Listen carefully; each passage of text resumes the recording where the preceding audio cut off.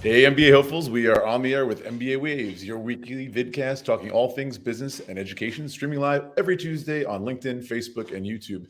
Today, we'll be talking to Cornell University's Johnson Graduate School of Management. And on this 113th episode, we're going to learn just what an Ivy League MBA can do for your career, get to know Cornell's brand new campus in the heart of New York City, and learn about the portfolio of MBAs and other graduate programs Cornell has to offer. Please don't forget to click the like button if you enjoyed this week's episode, and be sure to click subscribe for tons of free tips and to get up close and personal with the world's top-ranked business schools. I'm your host for today, Eric Lucrezia, joined by my co-hosts Bara Sapir and Krithika Srinivasan. How are you guys doing? Great. Amazing. Nice to see everybody. Awesome. And we have 4 guests joining us today from Cornell. We have Eddie Asbie, who's been at Cornell for over 10 years and currently the Executive Director of Admissions and Scholarship. We have Stephanie Cainto, I'm trying to pronounce your name, who's an alumna from the 2-year full-time MBA, another alum named Alex Albarracin, an alumnus from the Master's in Real Estate, and finally, Albert Matlock, who's a current student in the full-time 2-year program. Welcome to MBA Waves, everyone. Eddie, I know you guys have just had a big welcome for the new intake this weekend. How'd it go?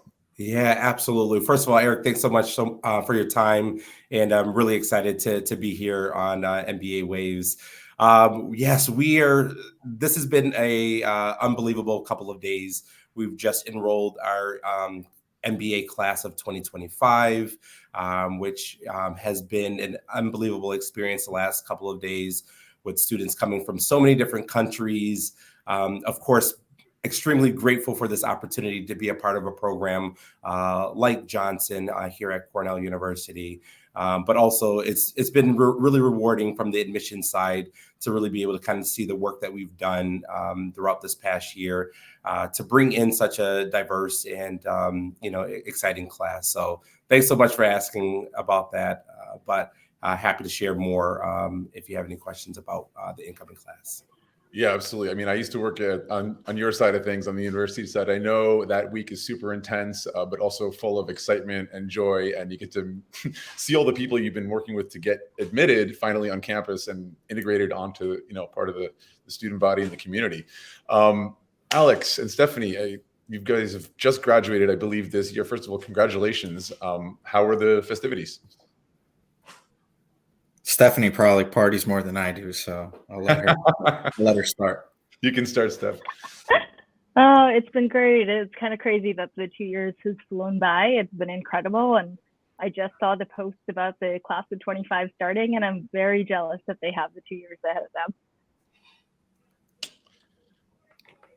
I'm not that jealous. I actually bought a house in Ithaca at Cornell, so I have no plans of actually being too far away from campus. So, wow, congratulations! Ithaca is so beautiful and so cold. No, it is gorgeous. Take it away, right? So Eddie, to start us off, first of all, I have to say that the new Cornell Tech campus on Roosevelt Island in New York City, simply stunning and gorgeous. It was truly a privilege to have Cornell host us for the annual EGA conference last June. So thank you so much again for being such a gracious host. And that said, what are some of the new and exciting things happening on both the Cornell campuses this year? Yeah, absolutely. And just so that everyone knows from this audience, so within my role, of course, I'm the Executive Director of Admissions for the 2-year residential program in Ithaca. And of course, we have a wonderful campus at Cornell Tech in Ithaca, or Cornell Tech on Roosevelt Island in New York City. So, a lot of the things that I will highlight, of course, will probably focus more on the 2-year program. But when I think about some of the exciting things that are happening, and just talking about maybe a little bit more about the collaboration between Cornell Tech as well as the 2-year program, we do have through various options, especially if you're looking to do a 2-year MBA program where you can also take advantage of the tech campus. We have our 1+1 program, which I'm really excited to highlight, which gives you the opportunity of doing 1 full year here in Ithaca, home base, but then also a full year in New York City, focusing on the Cornell Tech curriculum as well.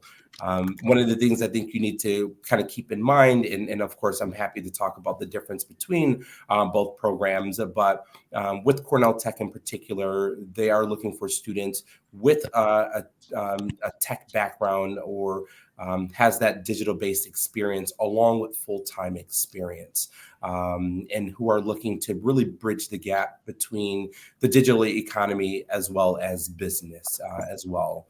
So from our 2-year side, once again, we do have a 1+1 program. If you are looking at applying this year in the application, we do ask that question.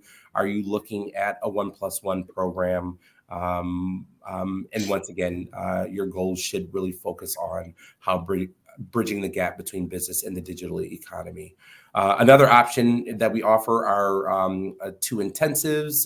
One is a fintech intensive, and then also it's been renamed to Cultural and Media Intensive, which was formerly known as the Digital and Marketing Intensive, which I know that Steph has taken advantage of these intensives as well, which I know can talk about a little bit later. But then also there is an opportunity for one of our fall weekend courses where you have the opportunity of taking advantage of a weekend, Friday, Saturday elective courses over at Cornell Tech. So 3 different options there.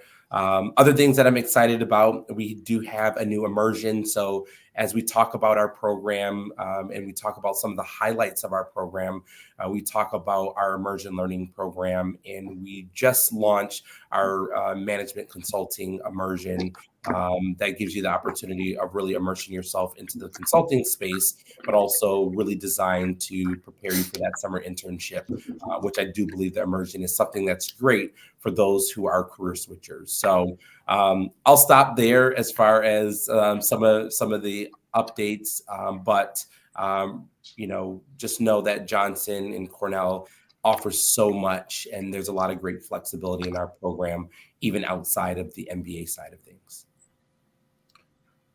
Thanks, Eddie. Alex, coming back to you for a second, maybe you could share a little bit about your experience in the real estate masters that, as I understand, you've just graduated from, and you actually completed an MBA previously and had been successfully working. But for you, it was still interesting to go for this very specialized master's degree. So can you tell us a little bit about your journey, why you chose to go this route, and what it's done for your career? Yeah, happy to do so. So first and foremost, I met Eddie way more than just a few months ago or a year ago. I met Eddie before he was actually like the executive director, and I really thought about where I wanted to go for a master's or just higher level education. So my 2 families, I'm born and raised in New Jersey. All of my family's like down in South Florida, the Miami area.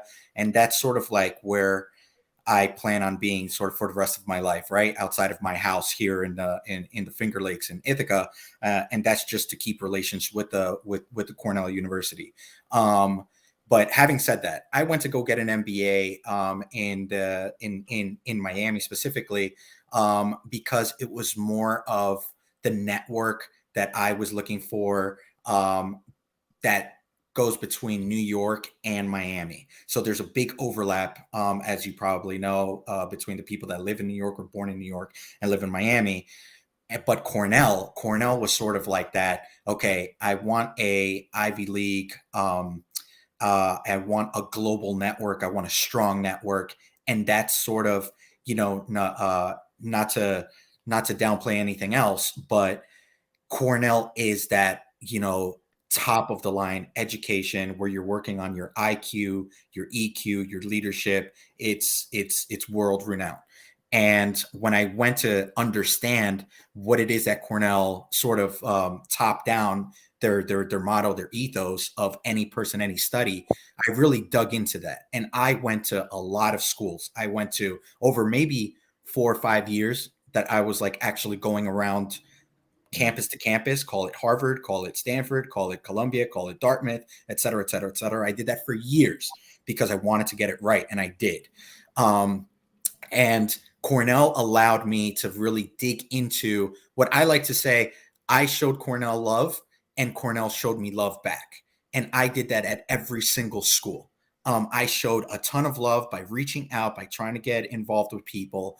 But at the same time, Cornell was the one that just came back to me, especially like Eddie, first person I met, biggest open guy that I've ever met in the process, the admissions process. He was very knowledgeable. He was very, very, very, very happy to have me. And I still think he is. So it's sort of like that community. And that's why the Financial Times, I think, I'm not sure what the ranking was specifically, but it ranked like the Cornell MBA program, I think, #1 alumni network. And that's what I was looking for. So just to put it to you very simply, the college, there's the SC Johnson College of Business. The SC Johnson College of Business is composed of the Dyson School, the Hotel School, and the Johnson School.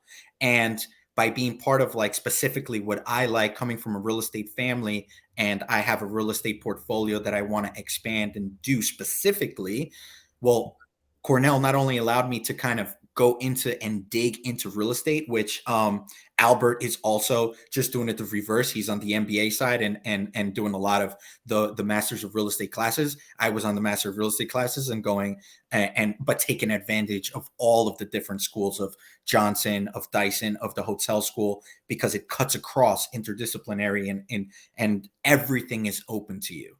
So long story short, Cornell is the place where you could do whatever you want, whatever your heart pleases, and it shows you love back.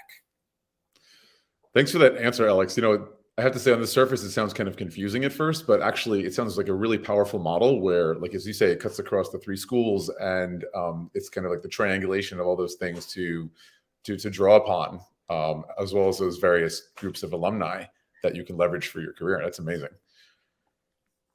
Bara, why don't you take away the next question for Stephanie? I think you're on mute. Sorry about that. So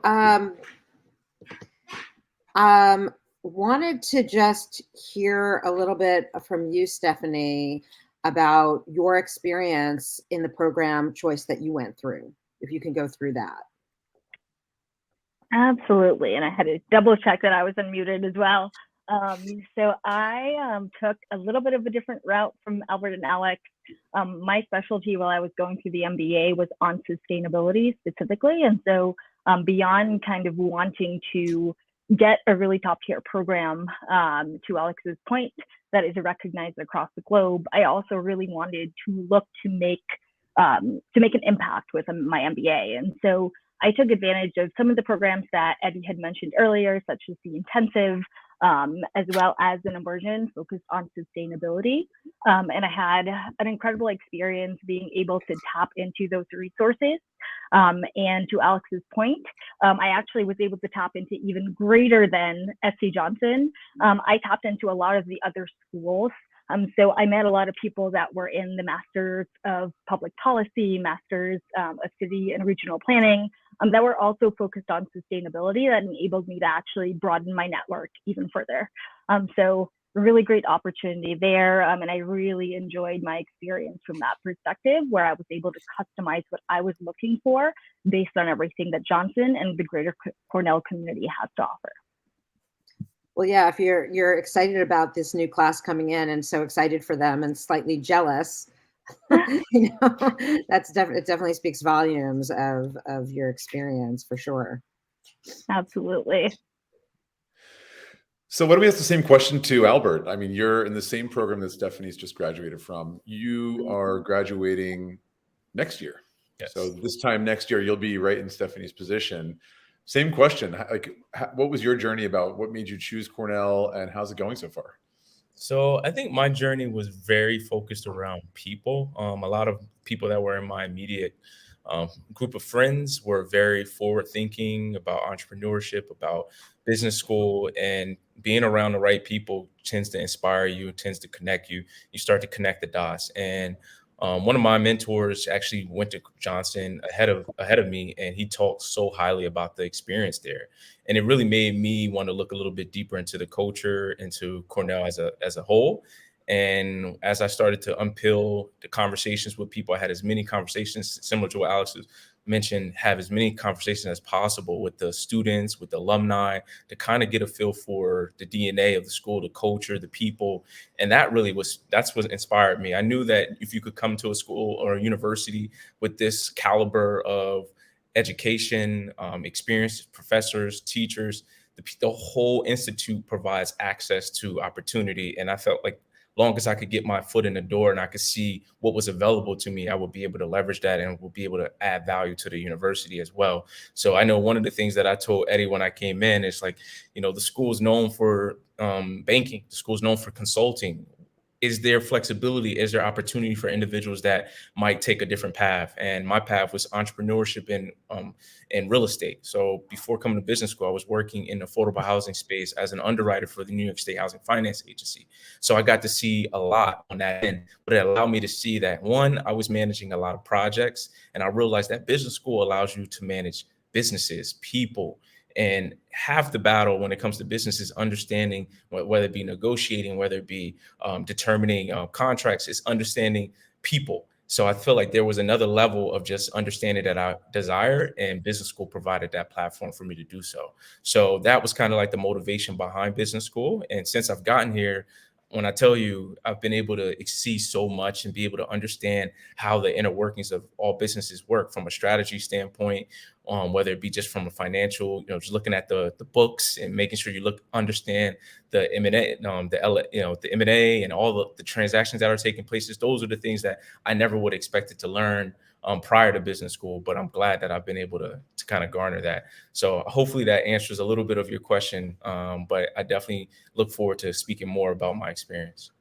Yeah, it does. Actually, you made me think of something, your focus, your interest in entrepreneurship, right? This is something that me, as a former director of recruitment at a business school in France, on the road at those MBA fairs all over the place, I would say maybe like 25, 30% of the people I met were interested in entrepreneurship. Yeah. And that number whittles down to very few in reality who actually go for a program with a focus on entrepreneurship. I think the idea is very attractive of being your own boss, but it's very, very hard. It takes a lot of chutzpah. It requires investment, right? Yeah. And when you're about to drop X tens of thousands of dollars or euros or whatever on an MBA program, you're about to go into debt and you don't exactly have the capital to invest in this business. Yeah. Also, some people would say, well, it doesn't make sense to do an MBA when this is about kind of gaining the skills to work in the corporate world. You're supposed to be starting something different, something new, something innovative that is kind of bucking the system, right? So what are your thoughts about doing a degree in entrepreneurship? And what have you learned? What have you taken away so far from the Cornell experience about it? So I'm really glad you caught that. I'm glad you kind of made that distinction, because I think that that's something that when I came into it, I was like, so I ran a small business. I've been running a small business for the last 5 years, a plant-based soap company. And I remember telling Eddie about it. And I'm like, man, I want to grow this thing. I want it to be sustainable, where that's not my focus point. And I can still focus on building my portfolio in real estate. And one of the things that he kind of encouraged me, he's like, there's so many resources here that you could tap into that allows you to kind of scale what you're doing. And I'm like, okay. So I started looking into the opportunities, and they have something called the E-Lab, which is like an entrepreneurship lab on campus, which was the first thing that I joined when I got to the school. You had to put an application in, you submit kind of like your business model, your business plan, and you pitch to a couple judges that accept you into this cohort of entrepreneurs on campus. And they're from all over the school: engineering school, architecture school, design. We even had some people that were studying to be medical people, but they were in this organization. So once I got planted in there, I got to see, and we actually got to pitch in New York City to a bunch of investors, which was an amazing experience for me, understanding how to dwindle down your pitch to 1 minute, how to share your story, your business model, and for people to be able to digest that within a short period of time. So I think those experiences really helped me, but it also allowed me to see, so my immersion that Eddie was mentioning earlier, which is super important, it's a part of the DNA of the school. And so in your first year, your first semester, you're taking all your core.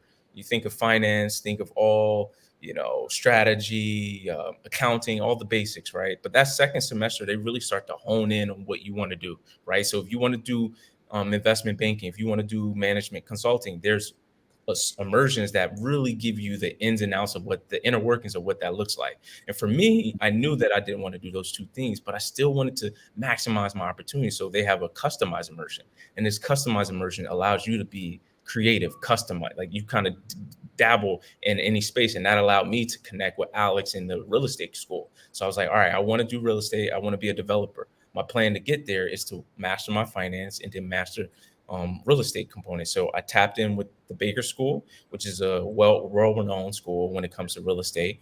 And I started asking as many questions and having meetings with people to say, all right, what are the courses that make sense for what I want to do over the long haul? And that allowed me to connect with them. I ended up becoming like the co-president of the real estate club between the two schools. So I partnered with a Baker student that manages speaker series, student-led treks that we go to New York City, and we meet different industry executives to learn more about the space and learn more about the different parties that are participants within the development space and real estate in general. So when I tell you the opportunities are endless, once you get to the school, it's just about initiative.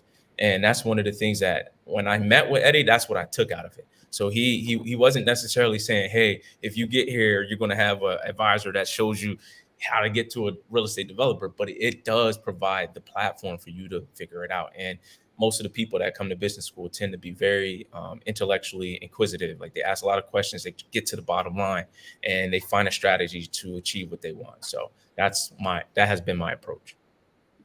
That is a really fantastic answer. And I bet a lot of people in our audience are really excited to hear about that. I mean, in a previous life, I used to be a real estate agent in New York, and now here I am running my own admissions consulting business. I think I'm going to bring you on as a mentor, Albert. But those of us in the MBA world, those of us who are admissions consultants, we often talk about finding the right fit. So important. As we've just heard, sometimes an MBA is the right vehicle to get you to where you want to go professionally. Sometimes it could be a specialized master's, just like what Alex has done. It might be an executive MBA or something totally different, like an MPA or a PhD. I mean, who knows? But that said, there are tons of fantastic MBA programs out there. Each of them has their own unique flavor, though, of delivering the nuts and bolts of an MBA. And I think a lot of it comes down to culture. So I'm looking to Eddie first to lead off, and then the rest of you can chime in, I think would be the good way to do it. Could you please tell us about the culture at Cornell's campuses? Oh, yeah. Oh, so I've as you had mentioned, I've been here for quite some time, and I've just, approached my 11th year anniversary being here at Johnson. And Congratulations. What's that? Congratulations. Oh, thank you.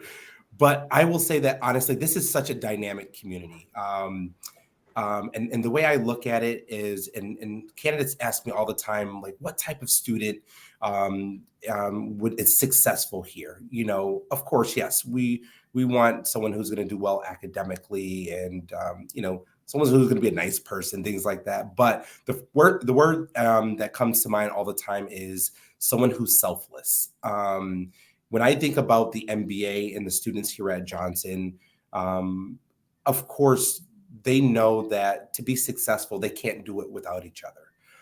I have seen students who, whether it's just, an opportunity to really be able to help each other in the core team experience, whether it's recruiting, whether it is just personal things that someone's going through, how this community truly comes together and to truly support each other. And I think that, with our class size, I believe compared to some of our peers, definitely with our location in Ithaca being an amazing college town that truly, Cornell supports the Ithaca community and vice versa. Those are some of the things that you're going to get within our community, but also some of the things where I feel wonderful about the work that I do is thinking about the support that our administration, our staff, provides to our students. It is an open door policy, and I would say also a true partnership. I've seen many of our students, and of course our students and our alums, please jump in about ways of improving this community. And I've been in many conversations, whether it is with the dean or our executive of MBA programs and the director of the career management, center, on how we can improve our program or the admissions process. And a lot of these initiatives have been brought forward by our students, and also with our students, it's more than just saying, this is an area of improvement. It is, hey, here's an area of improvement, but here are also solutions to that. So, I would encourage anyone as you go through this process to make sure that you have those conversations with our admissions team, definitely with our students, definitely with our alums, about how you identify the right fit, whether it is from a recruiting standpoint, whether it is from a location, culture, you name it. One of the things that I will say is that our students, our alums, are very transparent about their experience. And at the end of the day, we want to make sure that you are identifying what the best fit is for you, because this is, a huge investment financially, but then also 2 years as well. So I'll stop there. I'll let I'm looking at Steph right now, through the screen, because I know that Steph has been a huge part of our student leadership, before she graduated. So Steph, I'll hand it over to you, because I'm sure you have something to share there. I have so much to say. I think that's the problem. But to Eddie's point, I've worked a lot with his team, a lot with other areas of leadership with Johnson, to kind of talk about, what we're doing well, what can we do better, what are some solutions. But what I really want to kind of tap into was something Eddie mentioned in the beginning, which is the culture and community of being selfless. Eric, to your point, kind of trying to find that fit and trying to find that culture. One of the biggest pieces of advice that I got that I thought was very fitting, actually, from one of my favorite professors at Johnson, Risa Mish. She said, always ask for specific examples, right? When you're talking to alumni, when you're talking to admissions, when you're talking to students, ask for specific examples of what culture looks like. And so I do want to share one example that will always be top of mind for me. So I already knew this about Johnson culture before I started. And when I first came and moved to Ithaca, it was about probably like 2 weeks before preterm started. We had a group of international students coming in where half of them missed the second leg of their flight due to delays. Which meant that the second half of the group of students were arriving with everybody's luggage. And so getting on a bus to Ithaca from New York, carrying everybody's things. And so we had a Slack channel already set up. And one of them actually dropped a message and said, hey, we're in this situation, explained what was going on. Would anybody be able to help us get all our things into a specific location? And there were maybe 5 to 10 people that immediately jumped in and said, absolutely, we'll come help you. And imagine that these people have never met before, right? They have no idea who the person is on the other side. They have no idea, how much luggage they all even have, but they were so willing to help and jump in. And that was what I discovered during my conversations with alumni, with students, with admissions, with professors before I even started, and was very much evident, not just in that example, but throughout my entire experience at Johnson. So the culture at Johnson is absolutely incredible in that manner. It truly is a culture of selflessness, and something that really made me feel like I belonged on this campus. I want to chime in a little bit too as well. I think one of the things that, if you could take away one phrase that Eddie kind of mentioned, he said that it's very student led.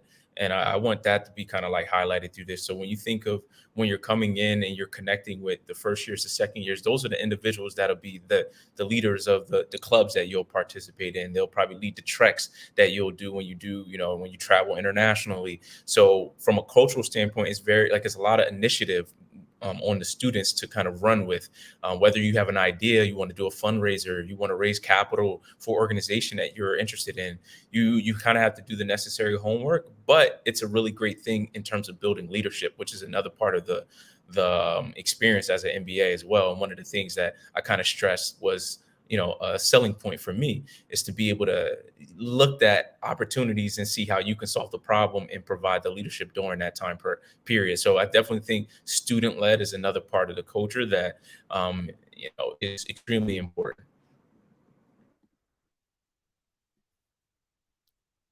Anyone else want to chime in with some examples? Yeah, I could totally jump in, and I could talk forever. You know what I mean? So I'm gonna really try to like condense it here.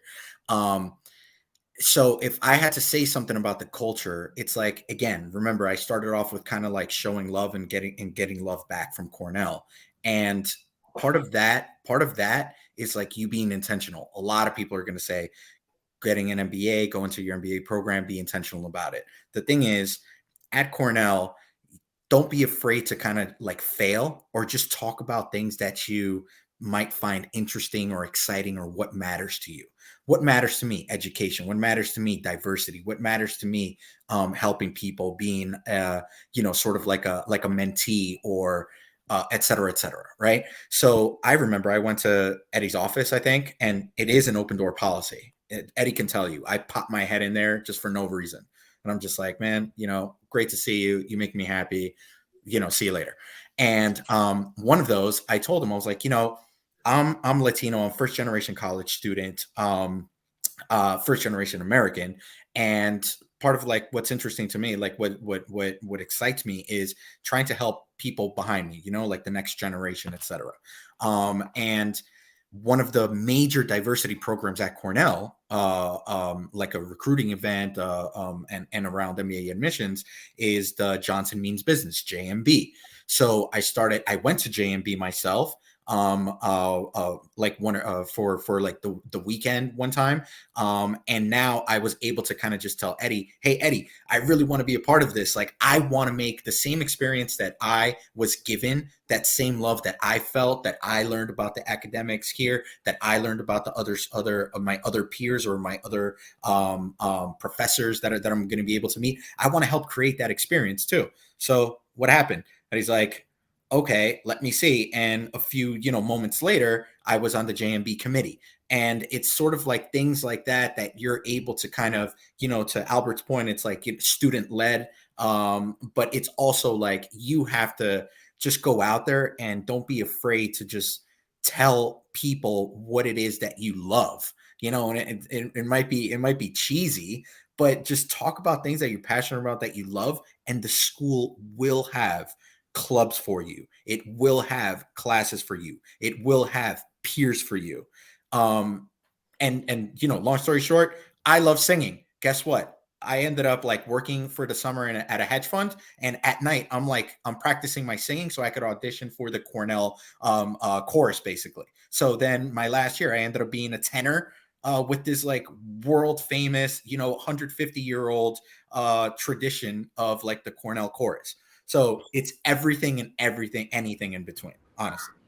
So let me add. So what I think is really important, and it's like a common thread between everything that we're saying, is like this level of like being completely honest with yourself and authentic and reflective of who you want to be and who you like, whether that's skills you want to gain in those 2 years, whether that's the people you want to gain in the experiences you want to gain. Be honest with yourself coming into that business school experience, because that is what's going to distinguish you when you have your conversations, at Sage Hall with other people, and you're saying, hey, I'm passionate about entrepreneurship, I'm passionate about mentorship. They can provide opportunities. They say, hey, I know this individual that works here. Oh, you need to talk to Eddie. Oh, you need to talk to this individual. They can get you funding. But you got to be transparent and honest with yourself when it comes to that, because that is what will help you stand out for sure. And I think that that's something that you should take into your application as well. 100%. I think you're also ready to be an admissions consultant, because what you're talking about is basically what I find myself saying all the time. And I know Bara and Krithika are too. It's about being authentic, putting your authentic self forward. And that's how you're going to find your people and your tribe. And like that, your future business school is part of that tribe, Amazing. Thank you guys all for those. So maybe we have like a moment for Alex's tenor at the end. So that you can. I mean, I'd be happy to. We were banging out Hayden music. We were doing classical music. We're doing everything you could possibly think of. But we had a couple concerts. Like it's great. Honestly, you could do anything you want at Cornell. Okay, you have to let us know when the next concert is. Eddie, turning to you, I know that you have the title of the Executive Director of Admissions and Scholarships. So this is a two-part question. The first part is towards the last one, which is the scholarships part. Can you tell us about the scope of your responsibilities and what this scholarships refers to? I'm hoping it refers to the pot of money you're awarding to admitted students. Yes, absolutely. So as far as the scope of my role, one, I will say that I'm really fortunate to oversee a team of approximately 13 that comprise of our another director of admissions, a director of operations, assistant directors, members from our operations team as well. And of course, within the work that I do in my scope, it is ultimately bringing in the best and the brightest from the two-year class in particular. But the scholarship piece, yes. So I do oversee the scholarship piece. And, you will see on our website and in various conversations that you have, our scholarships are merit-based scholarships. So ultimately based off of the quality of your overall application, as well as the competitiveness of the overall applicant pool. So scholarships, I would say, of course, when you're thinking about that, really take your time, put your best foot forward. I think the biggest misconception from an admission side of being admitted as well as scholarship is that I have to have the highest GPA, I have to have the highest GMAT, and that's far from the truth. Know that, when it comes to merit-based scholarships, I'm looking at, and we're looking at the whole package. I'm looking at, career progression. And career progression, when looking at that, it doesn't mean, just based off of title. It means, how are you leading projects and leading teams?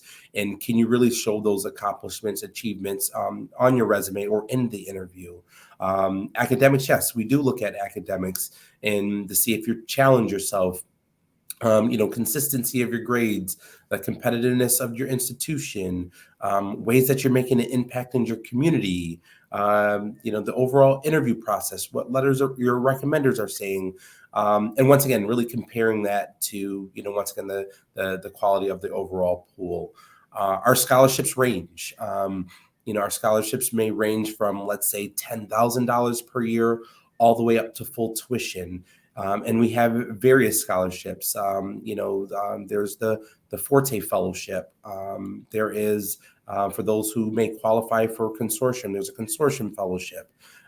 There may be just a general merit scholarship or the Ramba Fellowship supporting our LGBTQ plus community. There's other scholarships that are endowed within, maybe an alum's name.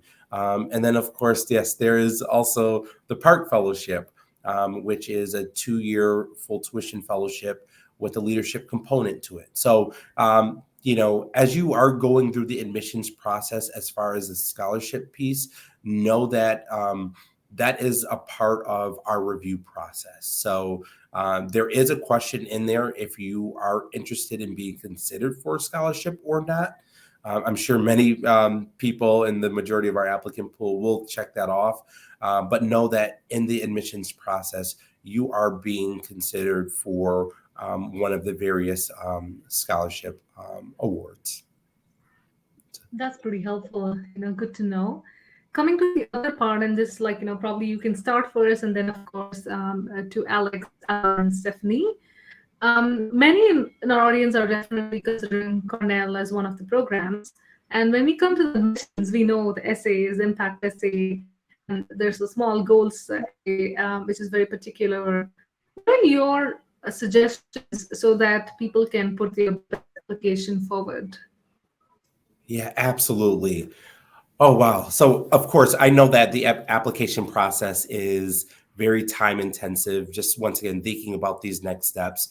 But once again, I can't stress enough about making sure that you take your time to really do some self-reflecting and to really think about, what we're looking for in the application process. So I'll start with the goals essay. So our goals essay is pretty standard as far as what is your short-term and your long-term goals. There is a fill in the blank portion in the application where you are filling in, the industry, the role, the function, or that you're interested in. But then also we give you the opportunity in paragraph form to elaborate a little bit further on those goals. I'm sure that many on this call are career switchers, or you're just thinking about what those next steps look like. My recommendation is to really continue to have conversations with, family members, friends who might be in that industry, or maybe it is reaching out to our alums or students who are recruiting or have been successful in those areas. So so thinking about the goals essay and the goal statement in particular, I think that's a great way of being able to answer that question. Now, I also understand that your goals might change throughout this process. So we don't hold you to what you exactly said in the application is what you will want, what you're going to eventually end up doing.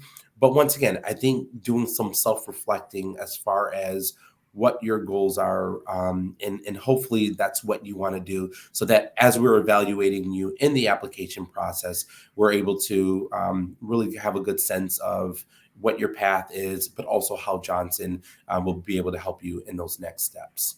The impact essay in particular, as I had mentioned before, when I think about the size of our class, when I think about Ithaca as well, this is such an amazing program. And I do believe the type of student who applies to the program are very intentional on the type of program that they're looking for.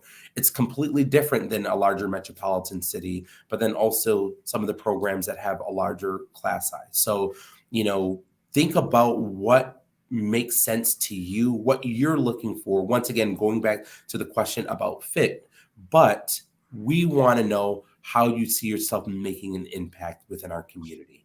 Whether it is, increasing the representation of women into the program, and really working closely with our women's management council. Whether it is, being a leader within our Old Ezra Finance club, whether it is being a leader within the consortium, or maybe it is being a leader within LABA, which is our Latin American Business Association. The list goes on, being that we have various different clubs and organizations, but also, or maybe there's something that you're currently doing within your community that you see yourself bringing to the Ithaca community as well. So, just knowing a little bit more about our program, how you see yourself being a good fit, but also making an impact in our community is something that, is really important as you start approaching these various essays. Stephanie, oh, sorry, go ahead. do you want to tell us about if your goals changed? I'm sorry, say that again. If your goals have changed after you got into the program, and absolutely. Steph, do you want to go ahead and take that? Actually, I am a prime example right here Okay. of a person that wrote down a specific goal in mind, and it wasn't the exact path I decided to take moving forward. I do have the same kind of values and the same, end goal in the long term, but I had a specific role within the hospitality and tourism industry selected for my goals, and I'm actually going to take the path going into consulting to start with. But it both taps into my focus on sustainability with the end goal, and so nobody came after me. Eddie did not come knocking on my door when I turned in my when I notified the CMC, the Career Management Center, that my internship was in consulting, and that's what I would do full time. At the end of the day, the school's there to help you, right? And so you do a lot of self-reflection while you're here. And it turned out that, hey, this is still a great path to get to where I want to go, and that's it turned out really great for me in that manner.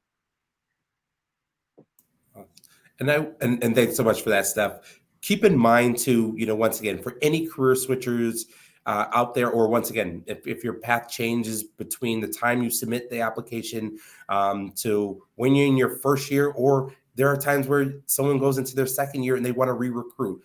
I feel very confident in knowing that we have a team here at Cornell, a team here at Johnson that will help you become successful in whatever area you're looking to go into.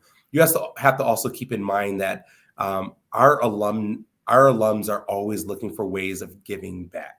So whether it's just having a conversation with you about their career path, about the industry, about steps that they took to make that career switch, there are so many people who are here to help you, and know that once the programs start, a lot of that is done with help from our Career Management Center, which are a great team of professionals, many who are coming from the industry, but also there are professional clubs and organizations. Once again, there's the alumni base, but also there are the networks outside of Johnson, the MBA program, other programs within the College of Business, as well as other top ranked programs here at Cornell, where you have the opportunity of really being able to connect with various professionals to really be able to network and then ultimately land the job that is your dream job. Can I add to that? So I think another thing that I think is really, really important, because you mentioned the network, right? So the individuals that you're meeting with, they essentially will help you stitch together your passions, right? So when you have these conversations and they talk through their journey, through that you should be identifying and noticing, okay, this is how they connected their passion here and how it connected the dots here and then inspired them to do this. And then that, I think, is the linkages that you need to show in your essays, show in your interviews, show in your experiences leading up to that. Because because you're going to come in and you're going to be able to see, you're going to be exposed to so much when you get here, when you get to the MBA. And that's going to open up, oh, I didn't know I could do this. Oh, I didn't know I could do that. But if you have that core passion, that core center, you always can make accommodations, audibles. And I think that's the beauty in the journeys that you hear when you have conversations with people that either were MBAs or alumni. That's what you want to take away from each coffee chat, each meeting you meet with people, because ultimately you want to be an incredible storyteller when you come out of this, right? Like you want to be able to tell how your journey makes sense, because everyone's going to ask you, why'd you get your MBA? Why'd you do this? And if you could walk them through that story, walk them through that journey, one, they're going to be more inspired. Two, you're going to be more interesting to them. And then they're going to want to have a follow-up with you. So like, those are the things that you should look at when you're coming into this experience. When you write your essay, try to share how all your passions link together and why you are an interesting person and why you should be a part of the community. If you do that, I'm telling you, you're going to stand out. You will stand out. Truth. That makes a lot of sense. I want to dial back a little bit. Eddie, you were talking about the GMAT or the testing and how that affects scholarships. But I'm curious about, there's so much talk about standardized testing in general now. We've had GMAC on, we've had ETS on to talk about the changes that are happening. So what is the take now with testing and the application process? And how does that fit into the application to the program? Yeah, absolutely. So I think that, once again, every candidate is so different and how they want to represent themselves in the application process. There are some, of course, that, depending on academic performance before, and they're trying to identify an additional data point by taking a test and, hopefully doing well in that test to really be able to show the committee how serious they are about this program, but also from a quantitative side. But then there are also those that have strong academic backgrounds, strong great certifications out there, their work experience, really highlights growth and, once again, their accomplishments. And you clearly see it from an admission side, whether a test or not, they can truly handle the rigor of the program. I'm going to give you my personal, thoughts on it, but, and we have moved forward to a test waiver option, process in the admissions process, where I do believe candidates who request the waiver are able to really demonstrate in other ways that from a quantitative side that they can handle the rigor. And right now what we're doing from, a programmatic standpoint is going back to really evaluate those candidates and those students who came into the program with a waiver and how well they did in the core and how well they're doing from a recruiting standpoint. And, I personally, I don't believe that the test represents everyone and how well they will do in the core and how well they will do from a recruiting standpoint. But, once again, I think that it really depends on where you are and if the test makes sense for you to take. I know that from a recruiting standpoint, things may have changed for some firms. I know that a lot of investment banks, consulting firms, used to look at a GMAT. And I know that some of that may have changed over the last couple of years. But if you do feel that that's a data point that is truly helpful to you in the process, I really encourage students to go forward, with submitting a test. But also, if you have that strong background and you're able to demonstrate that in the process, then once again, maybe a waiver is for you. And I tell candidates all the time, the waiver is not for everybody. If I'm at a point where I'm questioning, your academic performance, you don't come from a quantitative background. Once again, there are red flags here and there. You're probably the candidate that might want to take that test. To really be able to show the committee that you're serious about this process, but also as another data point as well. So I hope that helps. I also, let candidates know too, and of course, I'll say it now, I'll say it at the end. I'm always happy to have a half an hour conversation with any candidate regarding their profile, their academics. I'm very transparent as far as my personal recommendations as far as taking a test versus asking for the waiver. But once again, we want to know that you're going to come into this program, that you're going to be successful, but also keep in mind that we also have a very competitive applicant pool out there. So this is where you need to use your best judgment on if the test makes sense or not.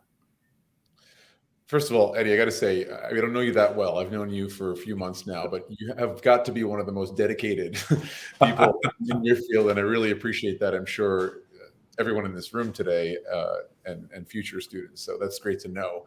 Also good to know that Cornell's really keeping up with the times, because the sands are shifting in higher ed and academia when it comes to standardized testing, as well as when it comes to rankings. We're not really going to get into rankings today, but you're quite well positioned, I believe, number 8 in the FT this year. So congratulations on that. Yep. But I want to talk about academics for a moment. And this question is going to go out to each of the current/former students in the room. We do have to keep in mind time. I don't want to go too over. We have a couple more questions to get through, but in a quick way, if you can each answer, I want to ask this. We all know Cornell has some fantastic professors, obviously, and faculty are really at the heart of any degree, of any school. But what are some of your, who are some of your star professors, and what are they working on? What makes them so great? If you can go around the room, if you want to share a quick anecdote about any shout outs you want to mention in the show.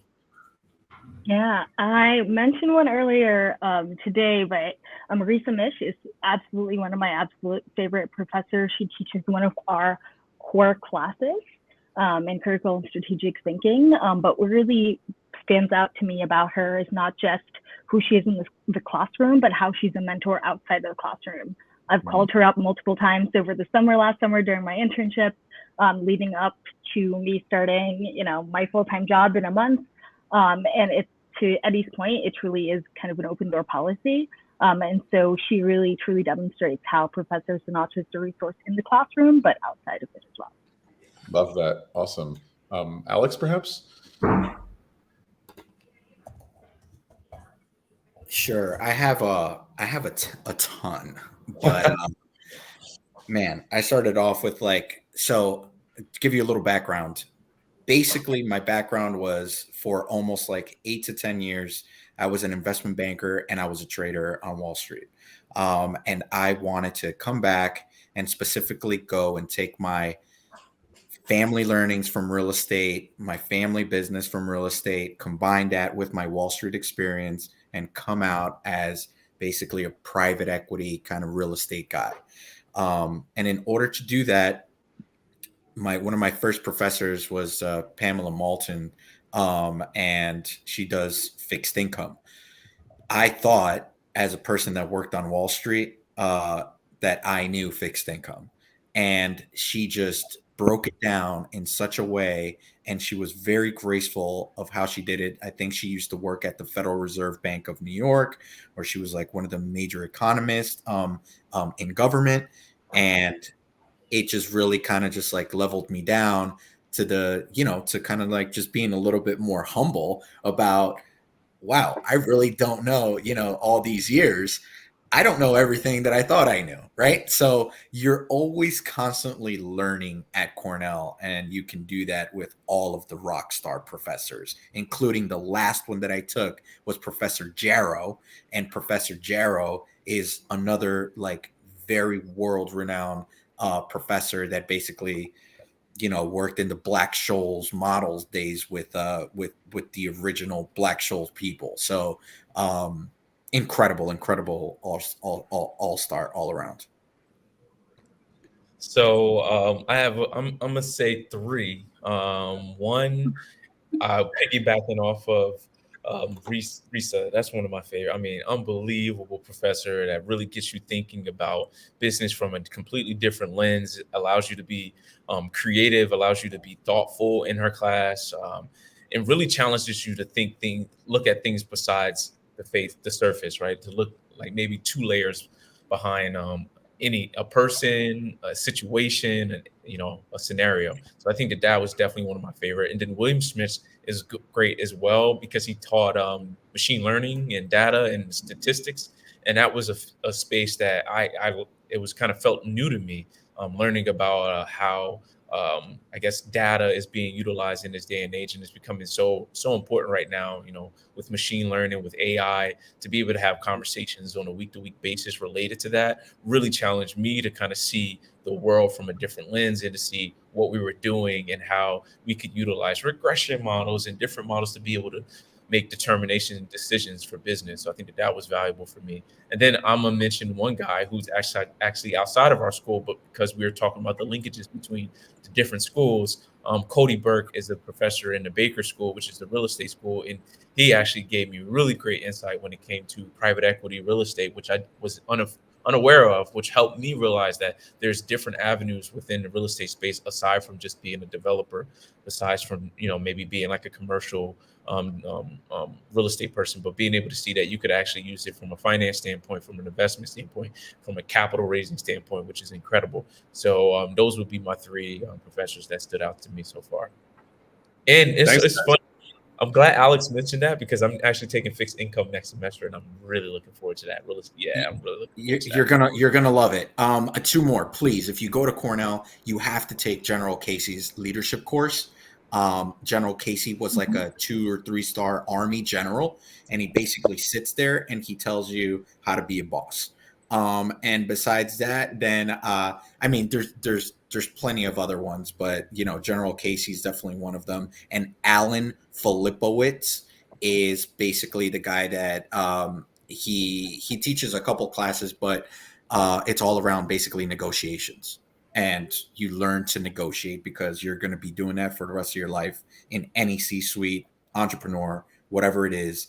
Please take that if you can. The seats fill up fast. Guys, I want to thank each of you for your perspectives. I'm sure all of these people greatly appreciate being shouted out like that. And I'm negotiating right now in the spelling of this person's name. I did my best. Sorry, Filipowicz. But yeah, Krithika, did you want to, or sorry, Bara, do you want to take it away with the next question?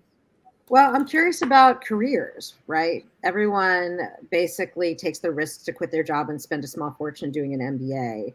So they want to know what the ROI is. Can you tell us a little bit about the career services at Cornell and what graduates can expect in terms of employment opportunities for the MBA and how you guys support them in that? From the students or Eddie? Sorry. I think from us? either one is going to be valuable, right? So it's Okay. going to be valuable for the people listening to know what you guys went through, and then Eddie to talk about just the logistics of it. So whoever wants to go first.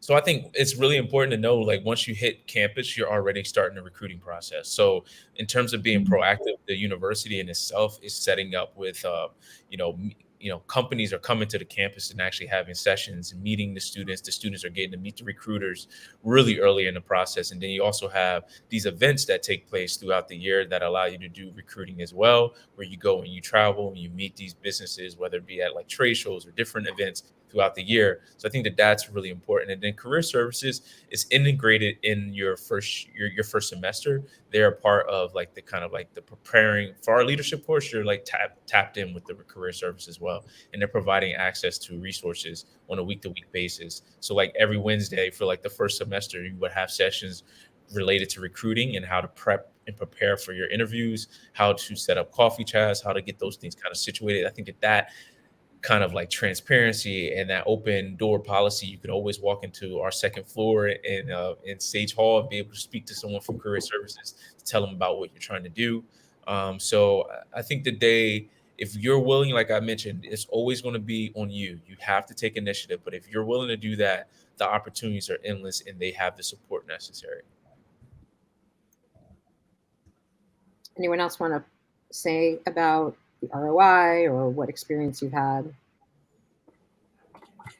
Eddie, you want to jump in and talk a little bit about the? Yeah, once again, I can't stress enough about the support that our community provides to our students. And once again, the Career Management Center has done a phenomenal job of preparing our students in so many different areas and helping with our early recruitment opportunities, if that's an option. If there are, different conferences, throughout the year, once again, trying to be able to connect our students with, various professionals, whether it's at Johnson or whether it's at Cornell. But once again, I think the biggest thing about the recruiting side of it is just know that there's there's a dedication side of things. I think our students will tell you too, not every student will find their job through the Career Management Center, but, as I had mentioned before, whether it is professional clubs and organizations, whether it is just independent searches that you're doing, but just knowing that there is the guidance out there.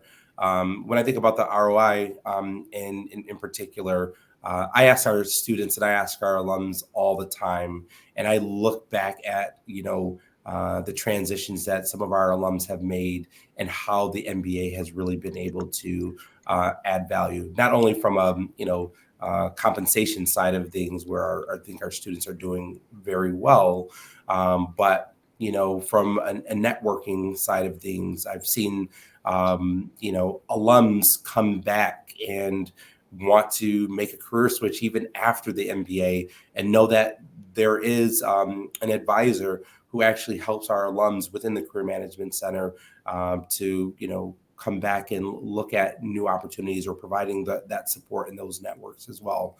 But once again, no matter what direction you're going into, and you can look at placement online on our website. Our students do very well, and I do think that the return on investment is worth it for an MBA in particular, or a Cornell MBA. Well, let me add one more thing too. So in your first year, you come in, you work with a career working group, which is like a second year MBA student that kind of helps coach you through the recruiting process and also provides you access to job opportunities. So they'll help you say, hey, if you want to go in this space, this is maybe what you need to do. And you have a second year that's walking you through that whole entire process, whether it be questions you have related to, how should I respond to this recruiter? Should I be thinking about salary? Like what parts of your recruiting process you kind of may have hiccups on? You'll have a career working group, and it's usually consisted of 2 to 3 second year MBAs to help coach you through that. So I think that's also important to incorporate in there too. And that's like free of charge. Like that's just them trying to improve their leadership skills while also giving back to the community. Thanks, Albert. Guys, we're really getting down to the end of it. I don't want to go too much over. There was a question I did want to ask about the alumni network. And actually, the three of you current or former students have answered most of those questions already and just embody what the Cornell alumni are all about. But just really quickly, could you just cite some specific examples of what alumni services exist? Maybe like a lifetime of learning thing or ongoing services for alumni. Our audience would really like to hear about that, perhaps. Yeah, I'll go ahead and jump in. So our alumni affairs and development team is also a great group to work with. And they start really early working with our MBAs about the various resources that are available. So know that there are various different alumni chapters all over the world. And you can find some of those actually on our johnson.cornell.edu website. Top right-hand corner, it says alums.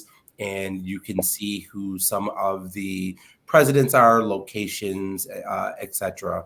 And I know that a lot of the different clubs and organizations within that specific region will get together and host various social events, workshops. There is every year we have a big event called the Big Red Bash that happens primarily in New York City that brings all of our alums, our faculty, staff together to recognize various alums and to really be able to connect. As I had mentioned before, from a recruiting standpoint, our alums are always looking to give back. So they work with our alumni affairs team, our career management center, to not only come back to recruit our students, but also there are projects, whether it's through the immersion, whether it's, just projects through the intensives where they are looking to identify specific projects for our students to work on. Of course, from a funding standpoint, there are various ways that they give back, et cetera. So know that our alumni affairs and development team is always, working with our community and our alums to find ways to give back. But also, and the last thing that I'll say, of course, being in admissions, our alums are always finding out ways to join us for events like this from a virtual standpoint, from an in-person standpoint, to help us bring in the next, best class. So our alums are phenomenal. Our students are phenomenal. So please find ways of connecting with them throughout your journey. Just to put a bow on that from an actual alum, very recent alum, I'll tell you, when I first started, I did the MBA Trek. I went to Italy. The European chapter of Cornell basically put together a red carpet event for us while we were in Italy, touring around and doing our study and wine tours and everything. And we were able to experience, Michelin star restaurants, going to one of the largest private real estate landowners in Italy. He's basically a Cornell alum, the Mariani family.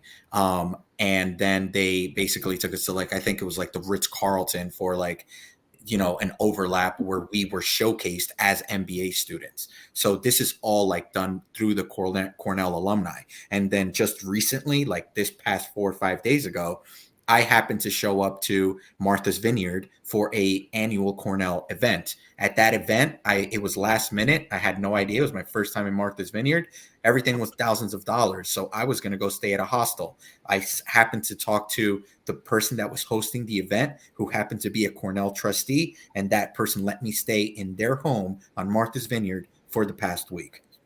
It's a powerful network. It's number one. And Alex, you sound like somebody who knows how to network. Thank you all for these answers. We're gonna wrap this up. I know Krithika has a quick bonus question just to go around the room real quick to say. Yeah, as you all know, I work with a lot of international students who can't make it to Ithaca. So if you can all tell about what do you love about Ithaca in one word or one line quickly, so that they can know more about it. Hiking.